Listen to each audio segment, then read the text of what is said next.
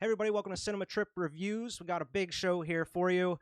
Beware the moon, because we are reviewing An American Werewolf in London with special guest Joe Scola from Movie Dumpster.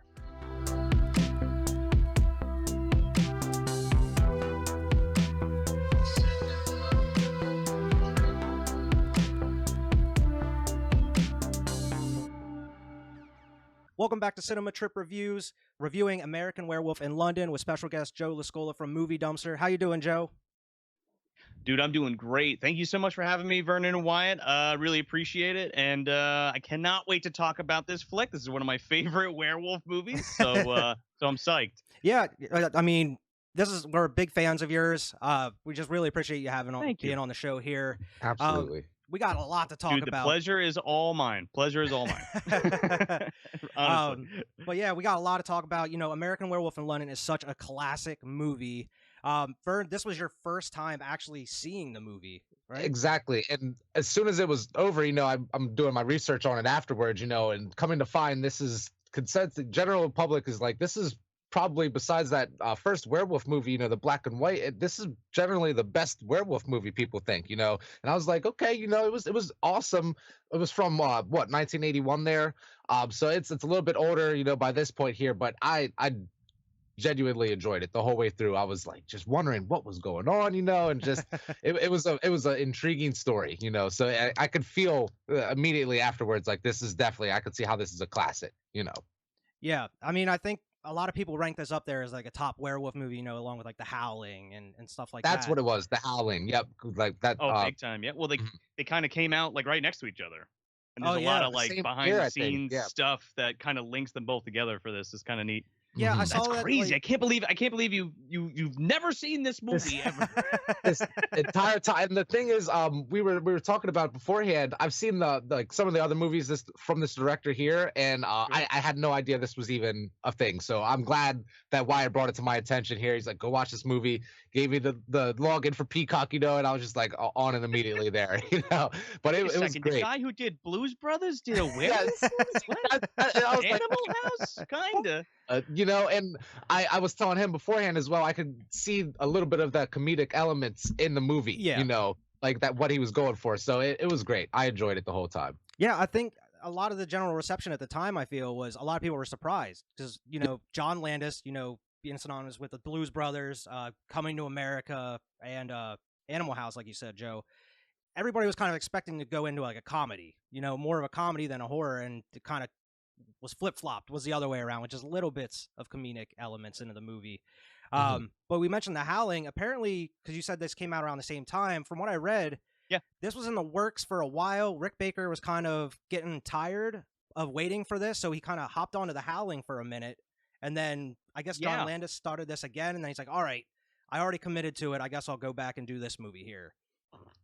Yeah, so a young Rob Bottin was working under Rick Baker. So like you said, he was gonna do American Werewolf with Landis, Rick Baker, I mean, and then the project wasn't panning out. And Joe Dante was like, "Hey man, doing a werewolf movie, let's do it." And then John Landis was like, "Shit, I better make my werewolf movie, right?" Yeah. So Rick Baker ends up jumping over to American Werewolf in London. Rob Bottin works on that a little bit, but then, instead of letting The Howling go, Rob Bottin jumps back over and works on The Howling. So that's like his big werewolf movie. Yeah. Adopting what Rick Baker's doing and his techniques for American Werewolf to do The Howling. So yeah, like the change-o heads and all that kind of stuff. Yeah.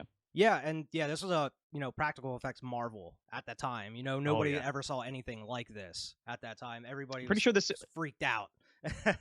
Yeah, it was like I think this was the first movie to win an Oscar for special effects. Am I right on that? I think so. Yeah, I have that in my notes that I was watching afterwards said that, and I was just like, wow. And like people were like surprised, because it's a horror movie. Generally you don't get that type of Academy recognition. Yeah. And I do have the steelbook of the movie. It's like the full moon edition. It does come with like all the like documentaries on it, and there is like a certain special feature where it's actually like them doing all the casts and the molding and actually making the practical effects for it. And it's very interesting. It's so awesome. I think my first exposure to that was the Michael Jackson Thriller, the Making of Thriller video, because Michael Jackson saw Werewolf in London and was like, okay, I want to do that. Like, I want John Landis to come and direct this video, and I'll have Rick Baker do me up in the makeup. So the behind the scenes to that was like one of my first introductions to like the process, like the effects process, and that kind of just like got all those fires going in me and stuff. So so like you're saying on that DVD, I got the Arrow Blue, and that fucking thing is packed to the gills. Oh yeah, I'm sure. With all the goodies and a booklet and all kinds of stuff.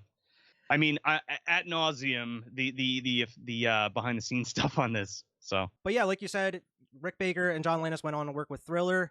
I saw that apparently Michael Jackson was kind of iffy on doing Werewolves at the last second, just because he had like a kind of a clean image. He was worried about kind of giving out like satanic vibes and stuff like that. So they have like a disclaimer at the beginning of the video. Have you ever seen it? Yeah, it's because he loves horror movies, but to your point, you know what I mean? It's that whole like kind of weird Christian thing where he's like, I don't like the devil, but I like werewolves, so let's do it. Stop it, John. Stop tickling my feet, John. Nothing's wrong with me. Did you guys ever see the making of Thriller? I've seen bits and pieces. I never sat down and watched it, no. Oh my God, it's like a Halloween staple in this house. We watch it every Halloween. Oh really? Yeah, and I've watched it since I was a kid. And a cousin of mine who just passed away actually introduced me to that film. Or that behind the scenes. So that was a tape we'd watch as kids all the time. But there's a part in it where John Landis is like, it picks up Michael Jackson like over his shoulder and then like takes his shoe off and like tickles his foot and shit. And he's like, stop it, John. It's like, Michael Jackson's very ticklish. And I'm like, why are you touching this man? Like, I'm glad they were filming that, like, so we have that moment of history. What? No, watch. No, Jack. No, Michael, hold still. Watch. No. You did that yesterday. That's all. Another just, behind BTS thing, like, just for like Michael Jackson in particular, he wasn't crazy about his self-image, so he like freaked out a little bit when he saw Rick Baker like cast his face and stuff. You could see it in that video, like his kind of disdain for the way he looks and that kind of whole path that he went down. It's a little sad, but it's a great making of, for sure, big time. Yeah, awesome. Definitely want to check that out.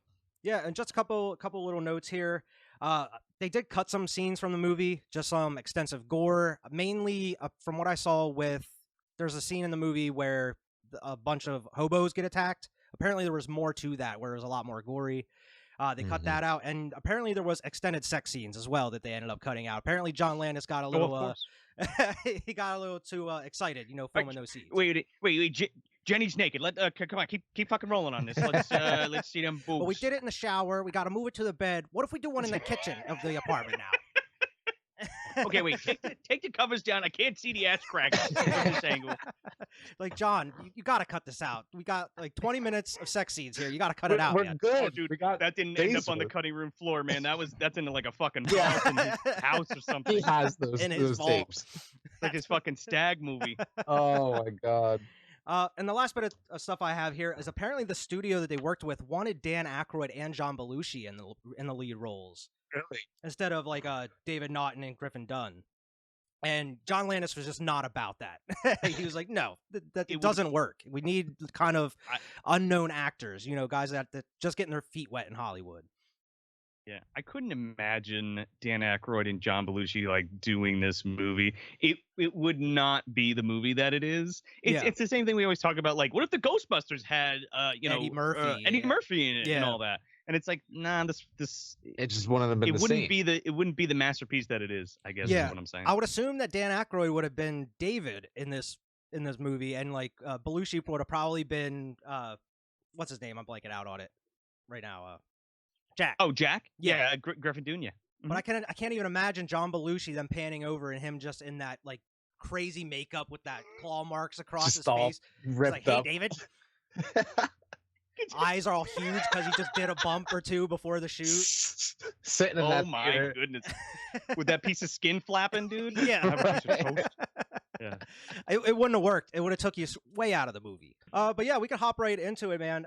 Opens perfectly. The musical cues in this movie are great. Opens with Blue Moon going across like these nice European countrysides.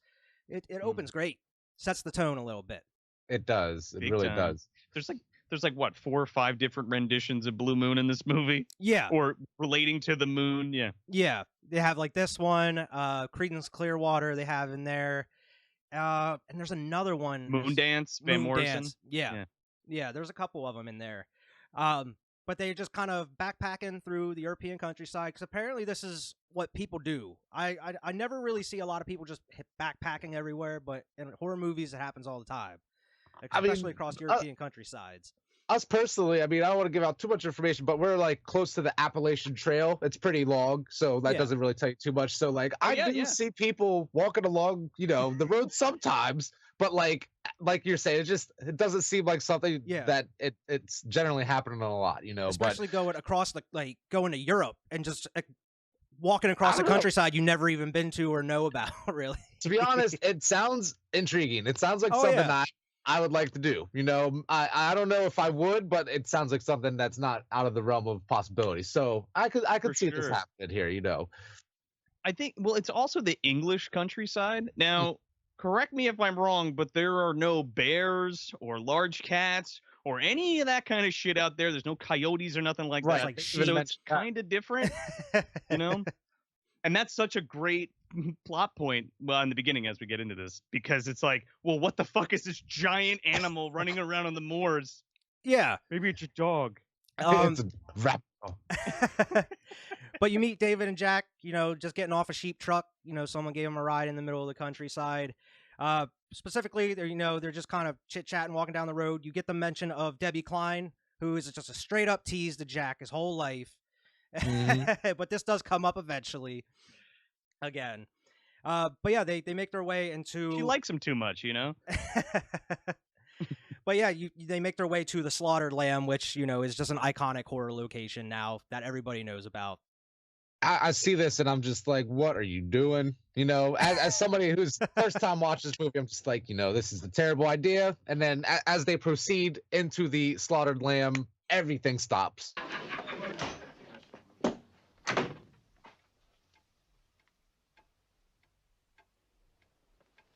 Hello. Typical, just fat, like everything stops.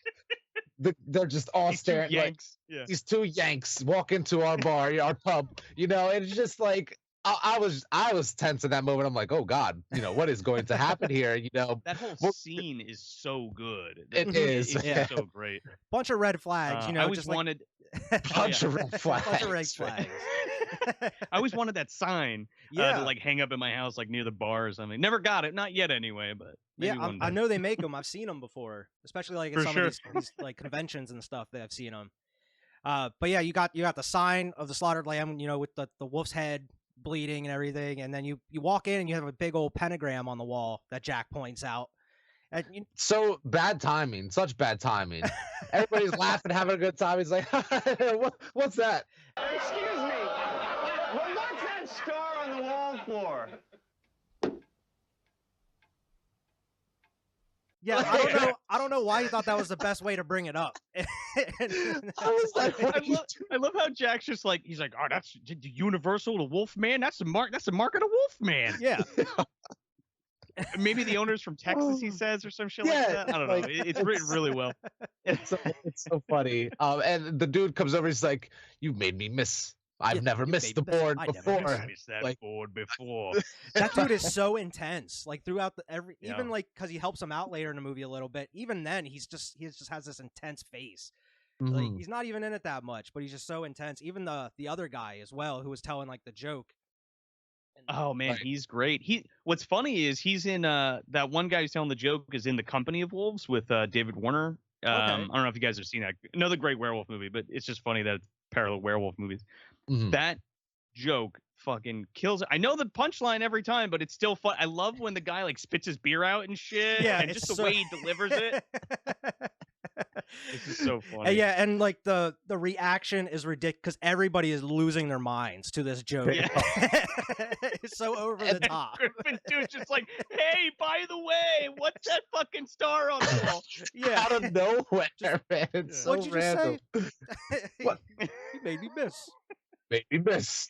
Dude, this always blew my mind because it was like, okay, there's a werewolf out there, despite what these guys would say. just keep them in the tavern, right? There's no reason to like chase them off and be like, oh, I don't know, they'll be fine. Yeah. And then we're getting ahead of ourselves here, but what happens eventually? They go and rescue him anyway, So it's just like, why even let him get out of the change of heart? Yeah. Yeah, it just. Well, Vernon, because there's no movie. That's why. I know. It's just I have another part where I'm like, I don't want to jump too far, so let's stay in the pub. Wyatt, you go on how you were. I'll get to whenever. The only other thing is I just love that interaction with even like the bartender lady. Is she's just like, no food, no soup, no coffee. No. We can get you tea if you want. Get tea. Have Take tea? 2 sips Oh, so and then you have tea. No, we don't have any tea, but I can make you some. There's no food here. But she's obviously concerned about it, but she doesn't speak up. She expects all these other guys to speak up. And all they pretty much say is just beware the moon. Stay on the road. Like they're supposed to know beware there's a werewolf. Well, it's like you could stay on the road, but you can't really do too much about the moon. Is the werewolf afraid of the road? I don't know. Get you it. can't be attacked on the road. Is there, like, explain that? They have pentagrams drawn every 20 feet or something just to protect the road. Maybe there's wolfsbane or some shit lining that particular road. I don't know. But yeah, those are the only 2 rules you gotta abide. Just beware the moon, stay on the road, and they do neither. Really, they decide. Nope, we're just gonna go out on our merry way. Drink 2 little sips of that tea and roll on out of here. Thanks for working so hard for that tea. Singing in the rain. Yeah. Just singing in the rain, having a good time, and then they're like, oh, wait a minute.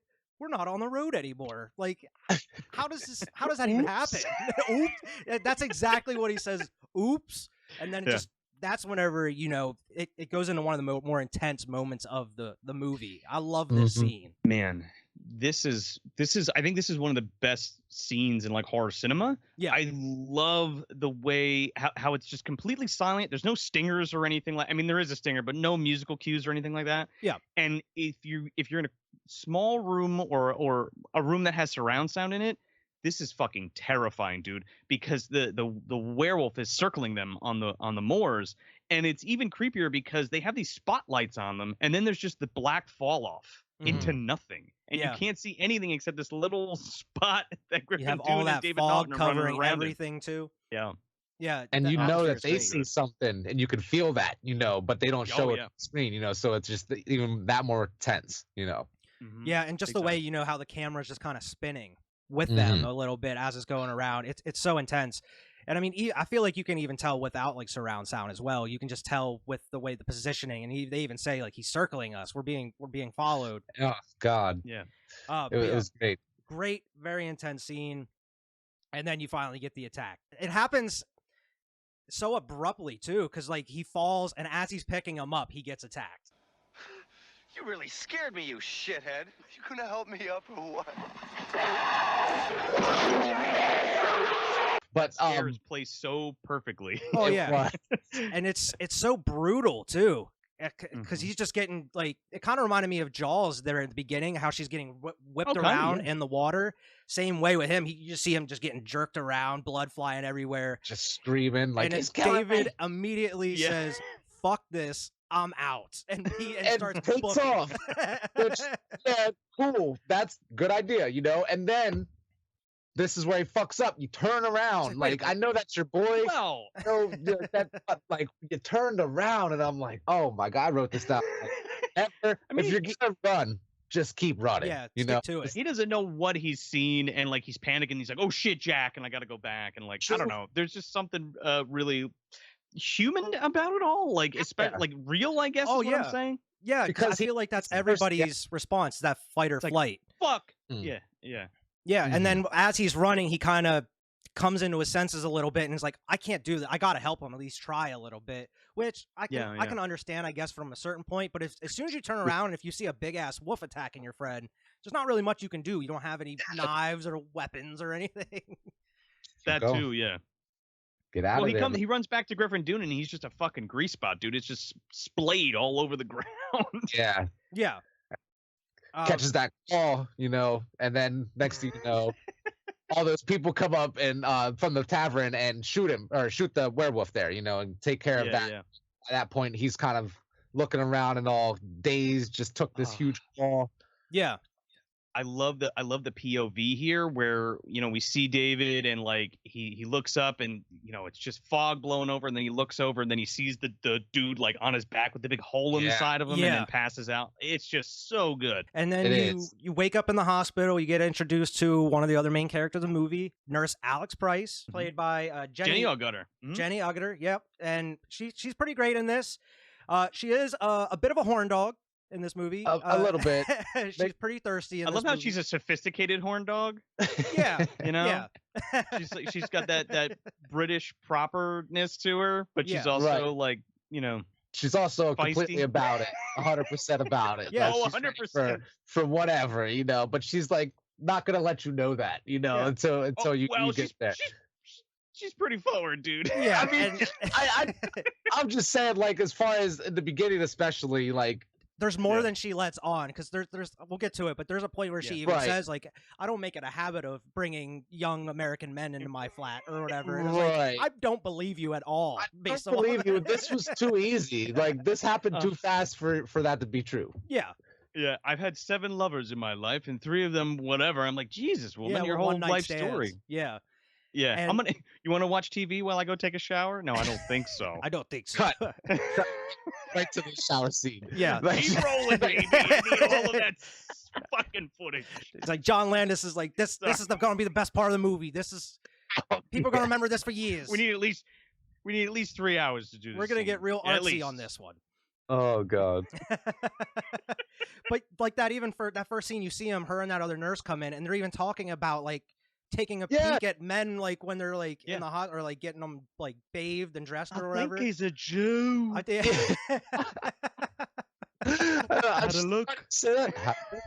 Doc's just like, oh, you nurses. Have a function at this hospital or whatever. Shouldn't there be something else you should be working on? All of that, the way that's all delivered, like, it's dry British humor, but it's fucking hilarious. Yeah. I don't know. I can't even explain it. And this is kind of off topic, but like me and Wyatt talk about this all the time. One of my favorite shows is Top Gear, so this was right up my alley here. Like the British, like I loved it, so I'll go about it. But yeah, you also get to meet Dr. Hirsch, played by John Woodvine here. You don't really think he's going to be that integral to the story, and then he just kind of shows up like maybe a half hour, 40 minutes later into the movie. He's like, all right, I'm going to investigate this. Yeah, there's something fishy going on here. He cracks the case, man. He does. And I do have a problem, and for some reason I never noticed it until now, because they were saying like the cops were like, yeah, you were attacked by a man. Everyone claims they saw it. They ended up killing him. But they don't believe this werewolf story or this animal story, but he has these huge ass claw marks going across his chest. Yeah. I feel like it will be hard to replicate with anything, They were like, oh, yeah. Well, they cleaned and dressed him and everything. They're like, yeah, it was a madman. I don't know. We killed him and he's dead. And yeah, the American's crazy. I don't know what he's talking about. He also says that he never sees. Nobody sees Jack's body. Apparently, the doc's like, I don't know. I didn't see it. I thought they said something about him having a funeral back in the States, didn't they? Yeah. So did they just bag him up and ship him out? Like nobody even examined him, and they just, case closed. That's it. It was a maniac. He was attacked by a maniac. Get him out of here. Yeah, that's like doesn't make any sense. That's like UK logic, right? That's like Rawhead Rex. If you've seen that movie, there's an Inspector Gissing, and he's like, "Yep, it was a revenge killing. Couldn't have been a giant fucking pagan god that killed this guy, even though he's clearly ripped apart." Yeah, like no need for investigation. Open and shut case, Johnson. Case. But with this, you start seeing him having these dreams and visions, and like the music during these visions are very very whimsical and kind of fantasy like in a way. I feel, and it's just visions of him just running naked in the woods, and he just bites this big ass chunk out of this deer, just wrestles it to the ground, just. These are some of the best parts of the movie where he's like, I don't even know what you'd even call that, like some kind of internal struggle while he's being taken over by the lycanthropy, I guess. I don't know, like these fever dreams that he gets putting himself through. Yeah. I don't know of another movie that has even done that, with the exception of the god awful sequel to this movie. To be honest, I have never seen it because I know how bad it is. So I think you're our Don't need expert to. in that one. Don't bother yourself. Don't even suffer because it's insufferable. It's really bad, and I know That's people what who I like hear. that movie, and I apologize, but like that is some like nostalgia shit if I ever heard it, right? They like Yeah. that, like you saw that as a kid and you were like, man, I remember that movie, so that's why I like it, because outside of that movie is fucking dog shit. Like it's real bad. I remember even telling Anyway. Vern when I sent him the link for it and everything. I was like, make Yeah, sure you just watch for- London, not Paris. Paris is the one you don't want to watch. This and is big CGI werewolves, Tom Everett Scott's fucking a God. dog. I don't know. And I'm pretty sure the reason I actually seen, like, the first time I ever watched this movie was because AMC every year has like Fear Fest or whatever the hell they're calling it Yeah. that year. They have different names for it. And I remember as a kid, they used to show, for some reason, they would always show American Werewolf in Paris and not London for some reason. And I remember watching just bits and pieces of it, not knowing what it was. And my dad was like, no, you're not watching this. And we went out and we like got American Werewolf in London, and then we ended up watching it. And pretty much like you were saying, there's no reason to watch that second one. No. And we covered it for our Trick or Trash. Like the first year we did Yeah. like our first year doing the show. And there's a whole backstory about like the production problems getting that made, and it really has to do with the studio just not knowing what to do with the property and not letting, because I think it was like a first or second time director that wanted to put it together, and he wrote it and storyboarded it, wanted to do practical effects, the whole 9 yards. Yeah. He was going to get Tony Gardner to do it or whatever, and that just all went kaput. fell apart. And then we have the trash that we have. He wakes up from his dream, as we've seen in some of these other John Landis movies. We get the Frank Oz cameo in here, and this Mr. Kessler. yeah, his character, as he's like, he's freaking out, like what he's a madman, or he's like, as the doctor's trying to calm him down, he's trying to talk with him, and like, you shouldn't be talking to him as he's going through this. Wait until he's over his little fit before you try to talk to him. It just seemed unnecessary. Like he's just like, what information are you going to get out of him right now? And You know? he takes it. He's also like yelling at him. Yeah, he takes it And personally. I'm going to do this. Yeah. He takes it personally, like he's freaking out on him because he's like, "Damn kids have no respect today," or whatever the hell he said. These dumbass kids, they never appreciate anything you do for them. Yeah, it's always hilarious to see him in there. Scotland Yard investigating, and the partner is kind of a comic relief in a way. Every time you see this partner, he's either like bumping into something, or else he's fucking the investigation up in some way, just saying something Oh my stupid. God. And it's great. Like the part whenever the cop leaves and he shuts the door door it's a behind him, scene. and he's Yeah. just kind of like, make sure you do it, and he turns around and just doors already Almost shut. walks right it's that into it. British it's that British humor that you're talking about. It's so dumb, it's so dry, but it hits perfectly, and I'm like, yes. Like, Yeah. I love it. I love it. Give me that. Give me more of it. Yeah, because they were like, "Oh, can we get you anything?" And the head dude's like, "No, we're good." He's like, "Well, I'll take like a coffee or something if you have." Yeah. And he looks at him like, "You serious?" And then he like leans back and knocks all the shit off the shelf. It's so funny. Yeah, but that was pretty decent scene. That's where they're pretty much saying that the doctor doesn't. They're just talking about how it was an attack, how it couldn't have been a wolf, and all this, kind of showing the cover up in a way. Right. Scotland Yard is investigating it, but you get one of the, even though it's such a short scene, you get one of the most memorable scenes in this movie here with the next dream and vision nightmare he has. That creepy ass setting in the woods, and you just see the hospital bed with him in it from far Yeah. away. I Yeah. love that shot. It's very eerie. and just that fucking stinger with him with like the eyes and the teeth and everything. Yeah. It's just freaky, man. Yeah, and I mean that's clearly, you see, that's where they get like the thriller stuff from a little bit, like the eyes. Oh, and big everything. time, yeah. Mhm. And I honestly didn't know, I didn't connect the dots there as far as like that the same guy that did the practical effects did Thriller in this movie here. Yeah. So, and I was picking up Thriller vibes the whole time. I kept thinking about it, but like I didn't know. So like that's awesome, So especially in this scene where you're saying it just turns to him and he's got those teeth and the eyes, and I was like, this just feels like yeah. Thriller to me. Yeah, it's such a small part of the movie, but everything you see on it, there's usually that picture in it associated with it somewhere. There's pins, there's T-shirts, there's all kinds of shit. couple And editions the of the dream sequences Blu-ray in have it particular. on. Yeah. And then, well, I'll let you get to it because that's the last dream is my favorite dream. She checks in on David. He's not hungry. She actually has to feed him. And then you kind of get the little bond between them. But they don't know each other enough. This is really the first kind of talk that they actually have together before she just decides, yeah, you can come stay with me. Yeah, come I'm to just my gonna let house. this. I'm gonna let this guy I just makes barely that know decision, who's yeah. having crazy visions and dreams. Probably should be maybe committed or analyzed a little bit here. No, I'm just gonna let him stay at my crib. No problem. And fuck them. Yeah. Yeah, That's what right we're- away. That's the plan. Immediately. Immediately, like when they get in the door, pretty much. That goes into the other dream here, and I'm pretty sure this is the dream that you want to talk about, Joe. Oh yeah, dude, this scared the shit out of me as a kid, and it's the Nazi werewolf demon dream. Yeah, it comes out of That's- nowhere. The way, again, there's no music. It's just the fucking door gets kicked in. We're shooting machine guns, kicking out a TV, shooting kids, lighting shit on fire. I feel like I forget It's about it every insanity. time I watch the movie because it starts. It seems like it's a flashback, like before he goes on the Yeah, trip or something. Yeah. And you're like, oh, okay, It opens with every like a single scene of the time. Muppets. Yeah, it is. They're Yeah. watching the Muppets on TV. Yeah. It just gets so chaotic so fast. And like you said, I was trying to figure out, it's like, are these Nazis? Are these werewolves? Like, what is going on? Until I realized, like, this is a vision or a dream or something, but like, that was one of the wildest scenes in the movie as well. Oh, It was yeah. just pure chaos for like 45 Kicking the seconds. door, just blasting everything, and it all culminates with them slitting his throat.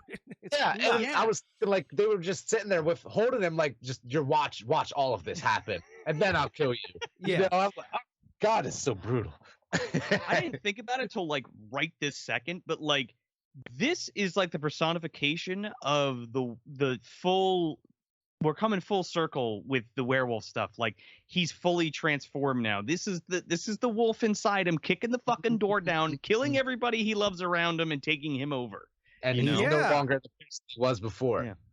Damn, yeah. Yeah. I never Killed his thought own about it like that. teeth there. Like, Yeah, that's killed his own crazy. self. It literally just clicked as we're talking about it. Yeah, absolutely. See that though, 100%. That's insane. And as you see from the rest of this movie here, he's the werewolf at this point. Yeah. When he wakes up from his dream, that's when you get his first interaction here with Jack. Jack is. Can I have a piece of toast? That's my favorite fucking line You of the gonna eat movie. that? That was- But yeah, and this kind of goes on throughout the movie. But just the special effects in this alone are amazing. Just like Yeah. how you said, that skin flap hanging off. The claw Oh, yeah, marks the little across thingy. his face. Mhm. It looks fantastic. But pretty much going into the main plot of what's going to be happening from here on, what's going to be in David's head, David has to die.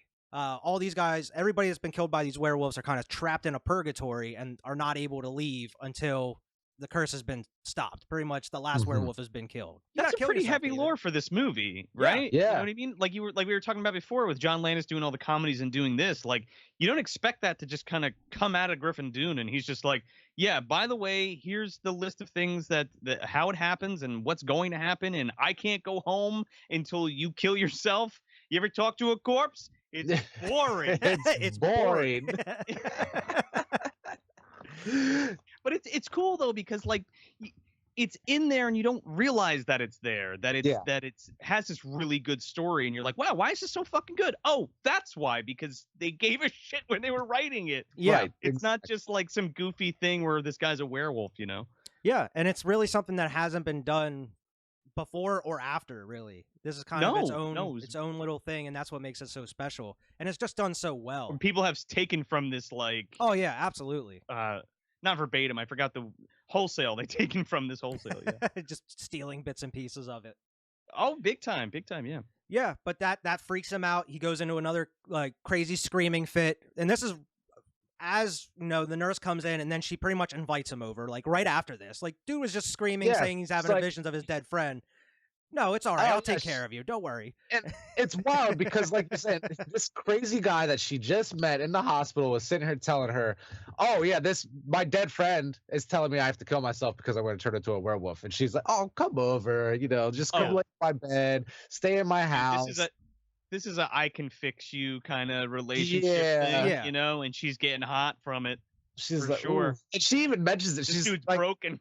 yeah, what does she say? She's like, "I don't know if I'm oh God, what does she say? I forget the way she I words know what it, you're but she pretty saying. much says that in the movie. Like she's like, I don't know if I'm in love with you or if I want to help you. You're so, just Or if you're like she I'm knows crazy it. or something. He knows it, but one thing to another, she invites him over, and they're in the house together there. Yeah, and like we mentioned, it immediately pretty much goes into, I'm taking a shower. Well, okay, I'm going to join you. And then goes into like a 5-10 minute sex scene here that even had to be cut out, had stuff cut out of it, like we mentioned before.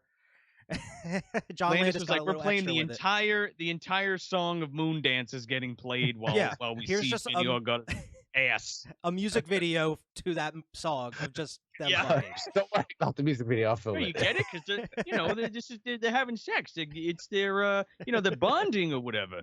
Exactly. Gotta show this. This is a very important piece if you like American Werewolf in Paris, because this is where Judy Delpy is conceived. Oh, I do know, yeah, that's like, it involves his kid, Yeah. or their kid, right? That's who Judy Delpy plays in the Yeah. sequel. You wouldn't know that, but it is. interesting. Okay. And so I haven't seen I'm the making second it one sound yet. more interesting than it is. I haven't seen. That's what I mean. I know that everything that I've seen on this movie is telling me how bad Paris is. So, It's but I just haven't seen it. So, You know what? You should watch it. Go That's watch right. it. You should go watch that movie, and so you can appreciate how good this one is. and then go watch the movie dumpster episode talking about the movie. Oh my goodness! There you go. Yeah. perfect. But like you said, it's pretty much a music video of just them fucking to this song. And it reminds me, not to this extent, but Barry Gordy's The Last Dragon, where you just have that music video of DeBarge just in the middle of this movie, a whole song. The actual music video is in this movie. Oh, yeah. He does have another vision of Jack that night, and he's a little bit more decomposed, and he's like, come on, man, what are you doing? I'm waiting here for you. Like, come on, you gotta kill yourself. You're gonna turn. Gotta kill yourself. Like, people are gonna die. I love that evolution of the corpse. As he's like slowly decaying and getting worse and worse off. And rotting more and more. I love that little detail there. Yeah, and I love that last, shot. That where last you see form we'll talk about. Yeah. We'll talk about that. But I love that shot where they introduce him, because he goes to that bathroom, and as he closes the mirror, you see Jack there, and I just love that shot too. And he's even just more Hey, David. decomposed, just a dark green, just looks even more gross. It's great. Looks tore up. Looks like Ted Danson from Creepshow. Yeah. yeah, true. Pretty much, he's just reiterating, just like trying to stress how important this is. Like, dude, you're not getting it. Like, you're gonna end up killing a lot of people here unless you kill yourself. You got to do something. I know you want to have fun with this nurse here in London. Go get your kicks, but come on, man, you got to do it for the greater good. Just doesn't believe it. He doesn't fully believe it yet. We have that vision here. It's also interrupted by her waking up, him talking to himself in the middle of this living room. Another huge red flag to this lady that she's just I heard voices. clearly ignores. Come Goes to back to TV. Come back to bed. Come on. You're crazy. Come back to bed. But yeah, that's whenever you kind of kick into the doctor that starts the investigation here. He's like, something isn't right. I'm going to drive out to the slaughter lamb, try to figure some stuff out. And he pretty much gets the same reception that David and Jack got walking into the place, especially asking questions immediately. Oh, yeah, big time. But yeah, once again, it's like, nope, we don't have any food. There's no food here. Don't worry about it. Yeah, He doesn't even finish his Guinness, dude. Yeah, He gets a that Guinness, bothers takes a me sip so out of much. it, and just leaves. Yeah, that bothered so much because Like, well, I'm gonna head out. He's like literally a full beer. All right, well, and he got 2 drinks. Didn't he? He got 2 drinks, and he just, he just one sip out of the Guinness. All right, well, I'll be leaving then, and I'm like, oh my god, that always pisses me off and stuff, man. Oh, Like, God. me and my girl recently rewatched Twin Peaks, and I feel like every single fucking episode, they like at the diner, they have coffee and pie, and they never eat it. They just leave. They order never it, and then touch it it. comes, and it sits there. They're having their conversation, like, all right, we're gonna go, and it's just sitting there. Like, what did you order it for? I put it. But yeah, you kind of get. I mean, you already knew that all these people at the slaughter lamb knew what was going on in this area, Yeah. and then they're kind Yeah. of discussing whatever amongst reason. themselves, like, maybe we should tell them, like. And they all discuss it even after the beginning of the movie with David and Jack, and they do a lot of discussing, and everybody's kind of like, all right, maybe we should tell him, but they never do really No. at Like, all. why is No. the section of town keeping it such a big secret? Like, people should probably know Well- about this, you know? Well, the guy outside like kind of alludes to it because he's like, "Hey, what where was the American kid and blah blah blah." And doesn't he say something? Doesn't he like kind of spill the beans sort of here? And then the Yeah. guy's like, "That's enough." Yeah. That's enough. He Yeah, just because it's runs very off. creepy. Because the guy leaves. He's like, I've had enough of this. I'm leaving. And then he leaves. He Yeah. doesn't even finish his beer and then goes outside. He's walking to his car. And you just see the guy in the background just sitting there in the rain Just staring at him. staring Just at like- The dark guy. yeah. just sitting And then, there like, waiting in the It's shadows. even more weird how he just like, immediately as soon as he sees him, this doctor is just okay, and he walks right over to him, like Like, what if the immediately. doctor like, just got in his car doctor- and left? The guy's like, oh shit, I thought he would have saw me here. I've been waiting in the rain for this guy. But like you said, yeah, he kind of lets the doctor in on everything. And it all culminates, yeah, like you said. That's enough! That's enough! It just holds on him just with that weird face for Yeah. just like way He too says it, long. like twice. Yeah. Yeah. It cuts back to him and God. he's still sitting there with the scowl on That's his face. enough. oh god. The doctor just slowly walks back to his car. He's like, oh, I guess that's enough. It really was enough. Yeah. Enough. But yeah, it cuts back to David kind of hanging out at this apartment. She's going to work and everything. He kind of gets locked out of the apartment. He finds out dogs and cats are afraid of him or just Yeah. don't react to him at all. You just start Yeah. losing their shit. He has to climb through this window, and then he's just kind of bored as hell. And you get a montage, just him I hanging love his out. montage. Just the music playing, him just bored as hell. Like a little kid. Still not hungry. Still not hungry. Yep. Goes checks the fridge a couple times, like the one part he's Nope. laying in the bed just rolling over like a restless little kid, like, man, just chill, like relax. Like, Picks up a but book. I know he's going through a lot. Picks up a book that's I love how they he's already at the end of and decides to start reading all of a sudden for some reason. He picks it up. It's like, oh, I'm going to start reading from here at the end. Nope, don't want to read. Maybe it was a manga. You read it back. Yeah, there you go. That's exactly what it was. It could have been. Perfect. I gained some I love how respect they. for it. I love how they set it up though, where he like goes and he like opens the door to the outside and he's like, I thought I wanted some fresh air, and then just leaves it open. Yeah, I And thought. that's how he can get out later. Yeah, I thought that was Oh. weird as well. Yeah, the I way didn't that even- he left both That didn't even doors open. click. Yeah, because it's like, well, how the fuck is this werewolf gonna Getting get in out of and this out. apartment? Without busting through And windows and he's- walls. He keeps it pretty nice and tidy though. Well, I'm sorry, we'll talk about it. He doesn't trash the fucking apartment when he turns into a werewolf. Anyway, Yeah, and I mean we might as well get into it because that's the next part. And this is probably maybe one of the most painful looking werewolf transformations in the history of cinema. I feel. Absolutely, man. It was It's brutal. still king. It's Oh, still yeah. king. I mean, the Eddie Quiz transformation, the Rob Bottin one in The Howling is great, and Oh, I yeah. love it. But this will always be the best. It has yet to be topped. Yeah, just the agony that he displays, just screaming, just, "Oh my Yeah. God, I'm burning up inside!" And they must Ripping have his just dumped clothes off. a bucket immediately of gets water on naked. him because he's just pouring sweat. Yeah, he's taking his clothes off and he's just in agony, and you can just feel for him Oh, at dude. this moment. You get a lot of stuff for the ladies in this, man. Oh yeah, With it, you get his butt, you get his dong, you get the whole thing. The part but where no, you to your see point. his I'm sorry, the spine coming out. I feel like Oh, that part yeah. itself was so just like you're saying, painful to watch. Like Yeah. imagine your body deforming like that to the point where your Yeah. feet are The rubbed hand to a when the different- hand his stretches. hands enlarging. I feel like the most painful one for me is the face, where you see the snout just kind of cracking his face and Oh, it's yeah. pushing out. Yeah. Oh my God, every time it's so it's Dude. so gross and it's great though. That effect took like 6 months to make just to push it out a few Mhm. inches. Yeah. And when they got it on set, John Landis was like, "Okay, we got it. That's it." And Rick Baker's like, "No way." He's like, "What do you mean that's it?" He's like, "We got to shoot more of this. I spent 6 months doing Spent this one so thing." He's like, much "No, time. we're good. We got it." Oh man. my But god. when his feet stretch out Oh too, yeah.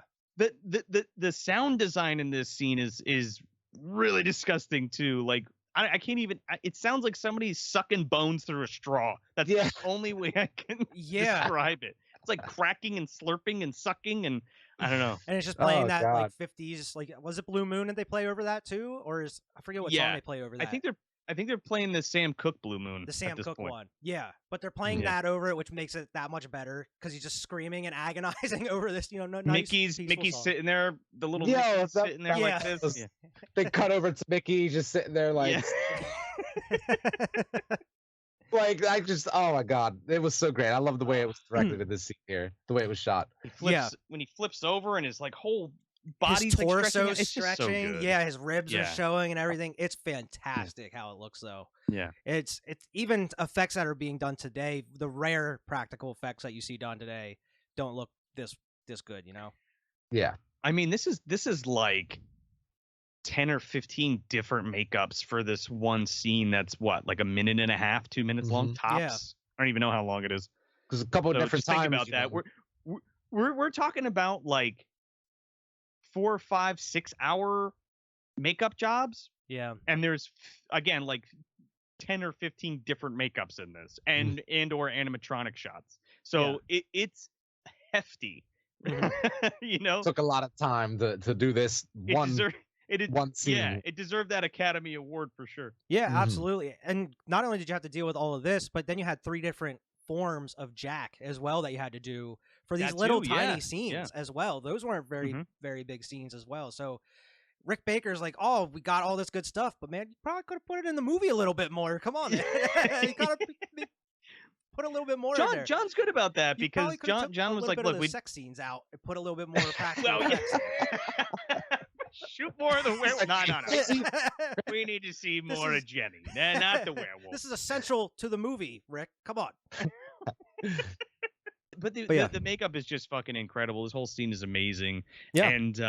And like you said, not only the Jack makeups too, but there are like other bits of gore that are happening. Like again with the mall scene in the beginning, and we get some decapitations later. And I think this segues right into. Does this not segue into the subway scene? Yeah. The guys. The walking, subway is right? a little later, I believe. You Is get it? the Okay. you get the couple that are going to the dinner at their Oh, friend's the house. couple. That's right. Yeah, they're just kind of They're going walking to through, scare and then they're like, somebody. "Oh, let's not go through the front entrance. We're gonna surprise them through the back, and then Let's let's go go scare through 'em around the back. back. Let's go scare them. You're so bad. Give them a fright." I love them so much, especially later. But yeah, they get mauled. Dead meat.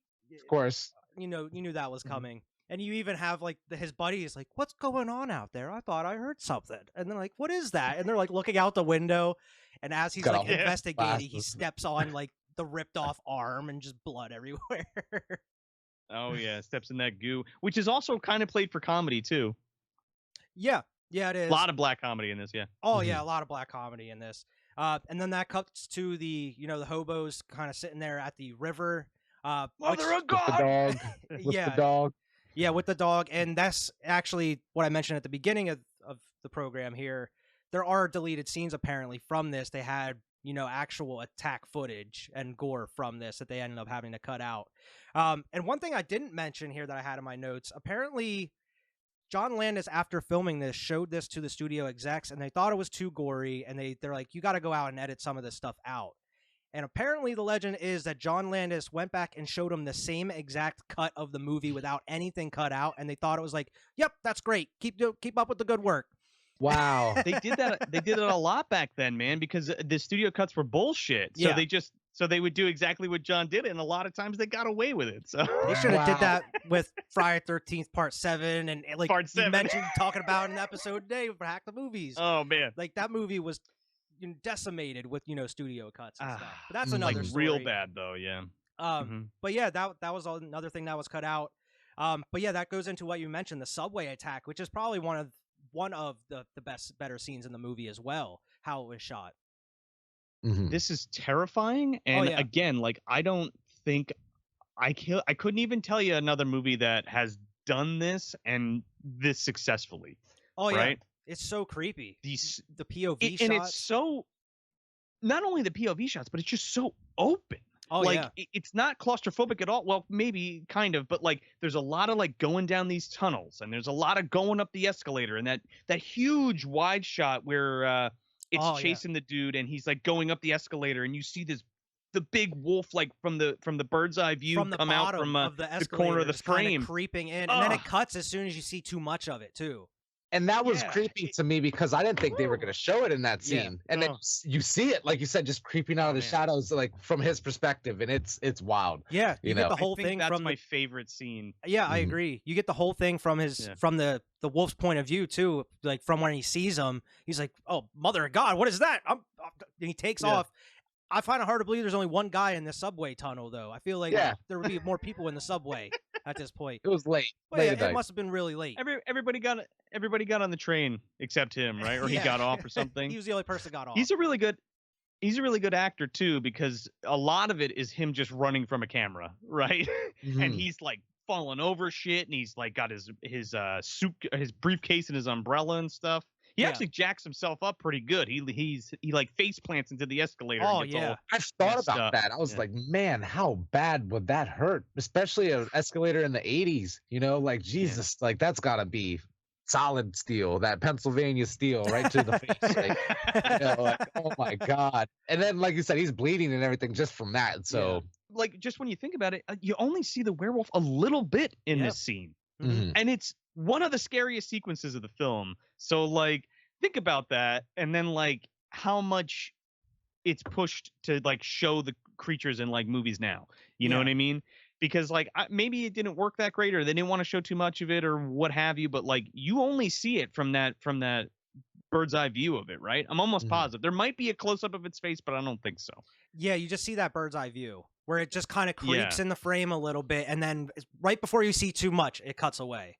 Mhm. And like it's the werewolf, right? And then Oh, your yeah. imagination does the rest. Yeah. Right. Yeah. Still leave that mystery. Like, what does it actually look like? What's the full thing look Well, like? yeah. But I love Yeah. the look of that tunnel he's running through, you know, with all those posters and Yes. shit plastered all over the walls. It had and how, the orange poster on it, kind of like foreshadowing for the future of the movie there. Yeah, I was yeah. just, am I seeing that right? When I saw that, I was like, And this it's is- usually you have like a green or like cool tone, but it's all warm and like yellow. yeah, just like looks like it's lit by the subway lights a little bit. Yeah. But then you get one of the funnier parts of the movie, him waking up with the wolves, just butt ass naked Just in this zoo. confused. And immediately you're like, did David fuck one of these wolves? I'm pretty sure he did. He might have. I'm pretty sure he might did. have. So is it, like where it's implied they actually go ham on that in American Werewolf in Paris. Anyway, Yeah, I think you Wh- mentioned the something about that zookeeper. earlier. isn't there somebody like walking around this fucking place? They didn't see this No. giant thing come in or hear this thing get in. Yeah, because as you see in the scene, there's people walking around the zoo. So you think somebody Yeah. would have noticed this grown naked man in with the wolves at some point while the zoo's been open for a little. And plus, not only is he Yeah. in there, the whole corner of the cage is just caved in, too. Yeah. Nobody would have Yeah. noticed. I'm like, this. nobody noticed this, and the dude No. just like, oh my God. But I'm happy that he Ruckus in there, this thing, yeah. he got out. All the super other quick, animals going fucking crazy when this giant wolf is prowling the zoo. pissing at him, Yeah. howling at Yeah. him. Yeah. But I love that scene. You know, he just kind of just climbs out of the enclosure there Yeah, and just just running like, around from tree to a bush. And probably a You scene you can't- wouldn't get nowadays with the little kid. He's like, "Hey, I kid, thought about this. Just like, naked I was guy like, in a oh bush. God, this is terrible. I'll give you $5 for them balloons." He's like, no. He's like, okay, I'll get you $10. Okay, and he The kid- walks over, and I'm the like, kid oh my God. was smart for a Just minute. take He's like, them. "I shouldn't talk to strangers." So he doubled it. He doubled it. American man stole my balloon. Yeah, a naked American man stole my balloons. She's dummy. like, what? What? What? What? Hard cut. What? And it's just that he runs past that old lady too, and she's like, "Oh my!" Oh my Takes her God. fucking coat off the Yeah, he off rips the bench. coat. I love that scene where he's just kind of standing at the bus stop, just in that coat next to those with businessmen. no So how's it in going? bare feet. Yeah. And he's like, yeah, Just- how are you? God. He goes back to the apartment. She's been looking for him. He's been missing this whole time. She calls the doctor, like, "Hey, David's missing. Something's going on here." Finally shows up. He tells her this, like, he's feeling great. He's feeling better than he's ever felt in his Never life. felt like this. Never Biting felt on like her. this. Yeah, he's I got a belly full of people, you know. nibbling on her and everything. And he tells her the story, and she just is totally fine with it. It's just like, yeah, it's like, You woke up with wolves? woke up naked and with these wolves, and I feel great. I don't know what happened. I was in the apartment, and then I woke up, and she's like, oh yeah, that's fine. You can still stay here though. Care for a shag. Yeah. I'm gonna call a doctor. But yeah, as they're they're going to the doctor because the doctor wants to see him immediately. Yeah. They're walking down the street, and immediately he sees that people were killed that night, and then it clicks like, oh shit, that's what happened. I was out here killing people. The prophecy was foretold. Jack was right. Jack was right. And then you get a pretty emotional scene. Well, actually, before that, he goes and he tries to get himself arrested. Yeah, he tries to get himself arrested. Doesn't believe him at all. He's just like, "What are you doing? Get out of here! Nothing to see here." I'm a werewolf, lock me up! And he's pushing him and shit. It's like, Jesus Christ, what do I got to do to get arrested? Yeah. Oh my God! Arrest me! I'm begging you, please. I'm begging you. I killed those people last night, and he's like, "Oh, you're putting me on." Get on there, I'm lying. Well, tell me that, eh? I feel like as a policeman or a Bobby in this case, you would be like, oh yeah. I feel like if someone tells you they murdered someone, you would immediately want to question them or take them in for something. You gotta do He's like, something no, about you're putting me on. You're joshing me. I think a lot of people did that though. Did they? Right? Like whenever whenever there was like a big killing or some kind of big thing. I know that like a lot of times, when there was like a serial killer at large, there was a lot of people who came in and be like, I did it. I killed them all, whatever. Yeah, exactly. And it clearly wasn't them for whatever purpose, whether they're lonely or trying to gain notoriety or something. Yeah, I don't know what. Fame or something. So yeah, basically. So it's like, get the fuck out of my face. This guy's talking about being a werewolf. Lock him up. Get out of here. Killing people. I ate those people last night. You're crazy. Get out of here.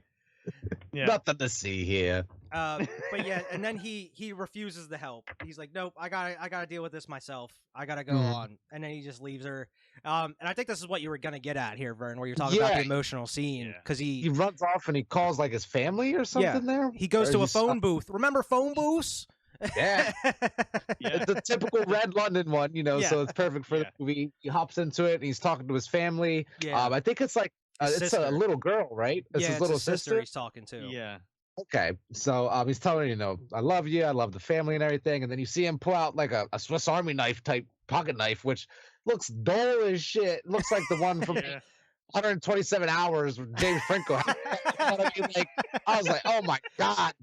And he can't do it. He can't bring himself to do it. If you're gonna kill yourself, why would you do it that way, man? That's gonna be like the most painful. Like, go down in that subway and jump in front of that train or something, man. Come on, like do something else. Anything else? Somebody's got to have a gun, right? Yeah. I don't know, man. I know the cops don't carry guns, but maybe somebody's got one somewhere. What does he do immediately after he couldn't kill himself?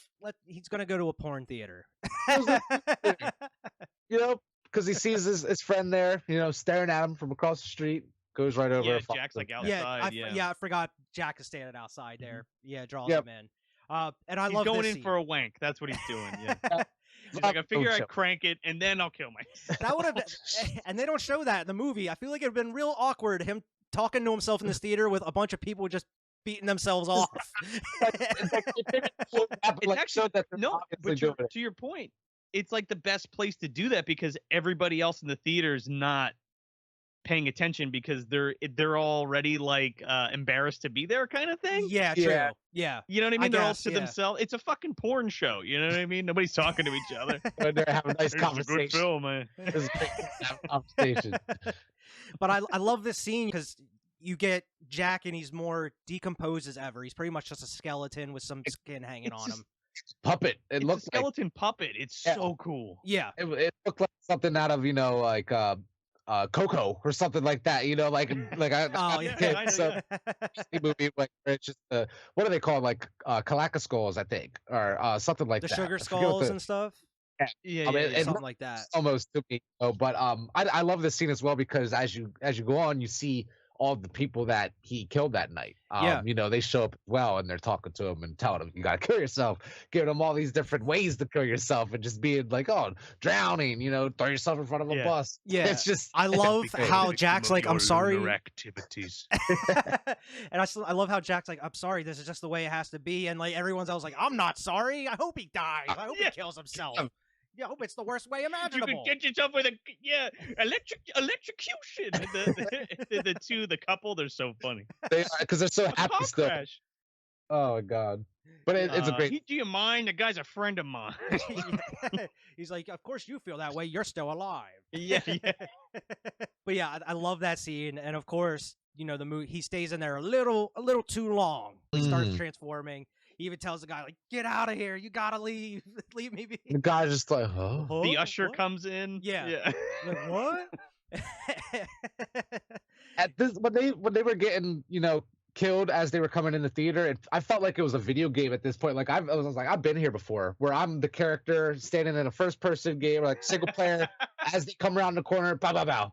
They come around the corner, bow bow bow. You know, and like the computer comes around. I'm like, do not keep walking in this theater. That's all I kept thinking. But you're not gonna know what's in there until you get in there. But I just like, well, it's like, what the hell's going on in there? Yeah. It's quiet.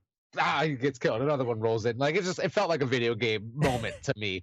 I was like, oh my god, show's getting rowdy. Yeah. He proceeds to just massacre everybody in this theater. And I love that scene, like when the cop goes in to investigate, and it's just like the pool of blood and everything. And then and you get that first full shot of the wolf too, whenever he pulls the flashlight up on him, puts his head up. Yeah. Oh man. Oh my god, it's amazing. As he's eating everybody. There's some kind of mad dog. Yeah. Bad dog. That's what it is the whole time. It's a dog. It's got to be a dog. You guys are crazy. I love how they're like holding the door shut, like holding this thing shut. Fucking breaks out and bites that guy's fucking head off. That part is like insane. his head goes flying into traffic in Piccadilly Circus. I love it. I love it. This dude walks over like, oh, what's going on? You know, like all big and bad, and then immediately gets his head cut off. One chomp at his neck, and you just see that head just land on the car and start rolling. Just whop. I love how the way it was filmed and shot, like he goes and he chomps on his neck, and it doesn't initially look like all that bad of a chomp, and then like immediately the next shot is his head rolling up to that head rolling. Like, Jesus Christ! Like you just see chomp and then head roll, and I'm like, oh my god! Went from 0 to 100. Just into these scenes, because it's like you have this fucking chaos happening in Piccadilly Circus, and then it cuts back, and the doc's like, I wonder where's David? Is he okay? Or, I don't know. And he's talking to Jenny, and she's like, I don't know where David is. He's like, something about a mad dog and Piccadilly Circus. Just okay, chaos. Let's go down Circus. And it turns into a scene straight out of the Blues Brothers, with all these cars just crashing into each other's cars, flipping, people getting like injured. I know. John Landis is just great at doing these car Brothers crashes. Track over this.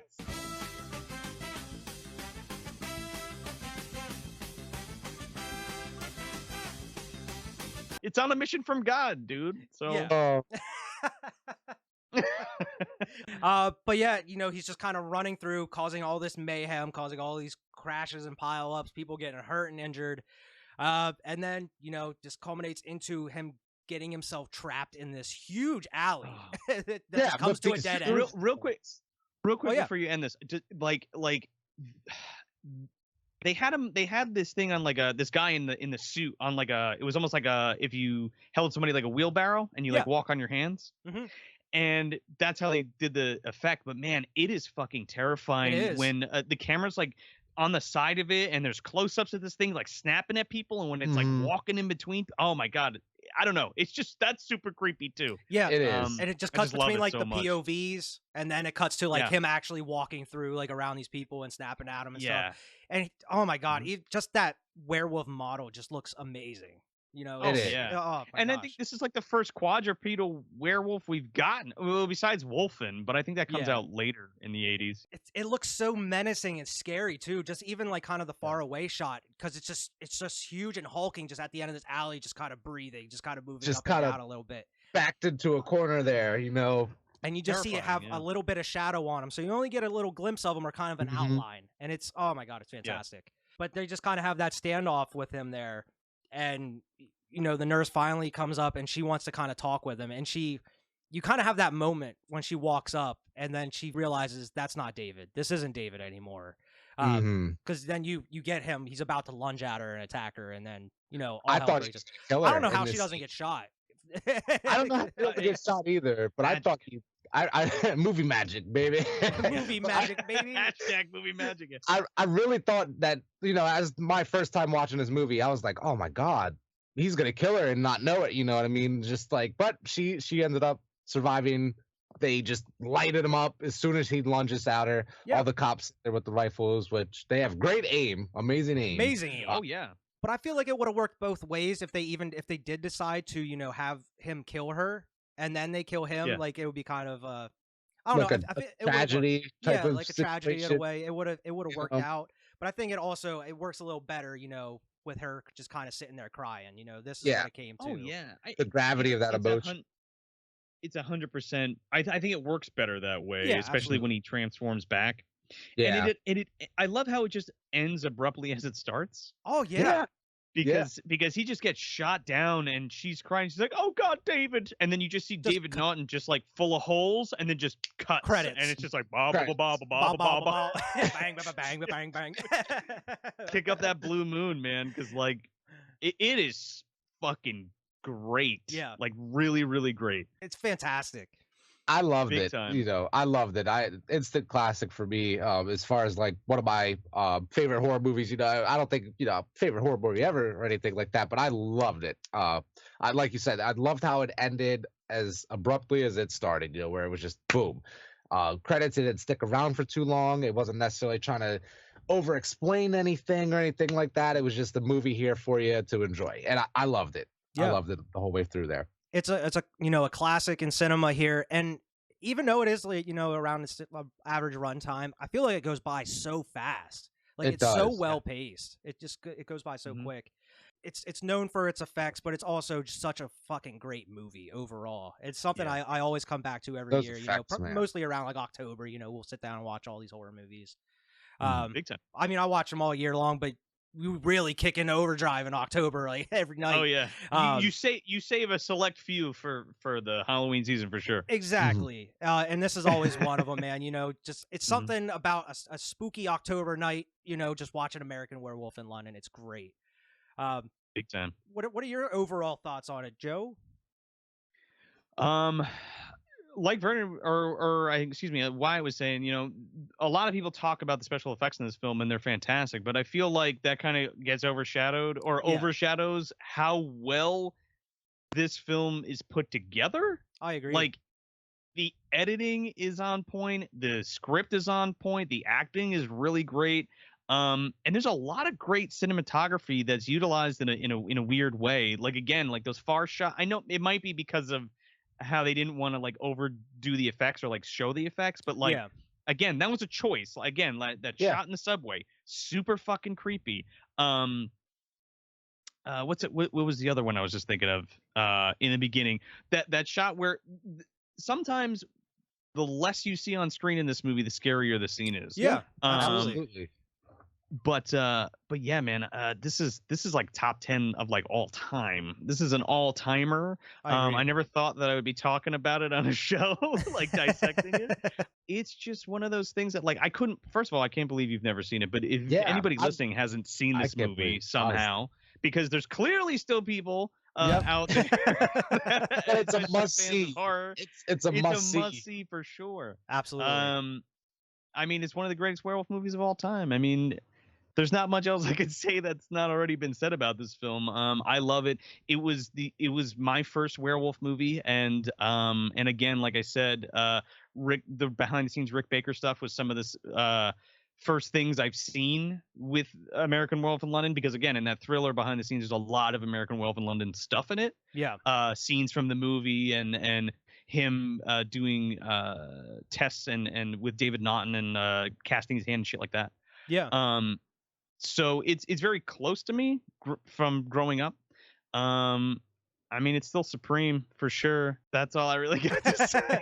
Yeah, it's fucking awesome. It's fucking awesome. Man. It really is. It really, it's a really classic. is. Watch. Everybody watch. And It's like a you said, classic for it sure. does it great with the less is more approach. I know it's cliche to say, but the peak what people go to when it comes to that is Jaws. That's the one everybody goes to where you don't even see the shark until like the last half hour, 35, 40 minutes. But of the again, movie. that's an accident because the shark didn't fucking work. didn't What I mean? work. It was, that was genius, and it was like, dude, they had to make do with it. But Steven Spielberg's it yes, worked out for the it better. is genius. I planned this the whole time. That's exactly what I wanted to do. I think that like it was a defining moment for Landis as a director to do something like this where he could incorporate the comedy, but it never overshadows the drama or the horror of this film. It only adds to it and kind of cushions it a little bit. Yeah. It makes you laugh, and then it makes you fucking scared, and then it makes you feel bad. And so it has this wide range of emotions to it. It does. And I think it's done with such a subtle hand that you don't even realize that it's happening until after you watch it. You're like, holy shit! Like this is really well done. Yeah, it's a fantastic movie. Like you said, if anybody hasn't seen it and you're watching this, go out and watch it immediately, ASAP, right now. 100%. It is on Peacock. I think that's where Vern watched it here. So if you have that, definitely go out and watch it. It's on the cock. And there is a wealth of behind the scenes stuff for this movie. So if you're into that kind of shit, dive in. The Beware the Moon, the documentary is a great one too. That's the one watch. that's the one that's on this Blu-ray that I watched. Great documentary. Awesome, yeah, I did watch that one. And there's also like an actual little like 10-minute thing where they're actually doing the cast of David Naughton's like head and everything, kind of walking you through that process. Oh yeah, that's awesome. It is. It's really cool. Very cool. So if anybody likes that, definitely go scoop a copy and check out all the special features because there's a ton to go through here. So yeah, and check out that Thriller, the making of Thriller, if you haven't seen it. I was gonna say, man, I feel like I'm gonna watch that either dude. tonight or this weekend at some point. I need to watch that, especially that scene with John Landis and Michael Jackson tickling. Oh my god, dude, it's hilarious. Once again, I want to thank you so much, man, for joining us here on the show. It was a great episode. Talk about American Werewolf. Dude, thanks for having me, man. And I'm so glad I got to talk about this movie because we probably wouldn't have covered it. So thank you so much for having me, and I really appreciate you thinking of me and reaching out. And yeah, I had a blast for sure. Yeah, absolutely, man. I wanted to try to pick something that you guys wouldn't cover on your show, and I figured this would be one. Probably because we try to focus on like movies that don't get a lot of attention, but I had a blast talking about this because I probably wouldn't have got the opportunity to, so that it was really fun. Well, yeah, we're so glad you made the time for us today. For sure, man. Yeah, really appreciate it. Oh yeah, dude. Yeah, of course, no Absolutely. problem, anytime. For everybody, thank you for watching. Make sure to like, share, and subscribe. Check out all the content across our channel. Definitely go out and check out Movie Dumpster, man. They got tons of fucking content. Where can they find you out here, man?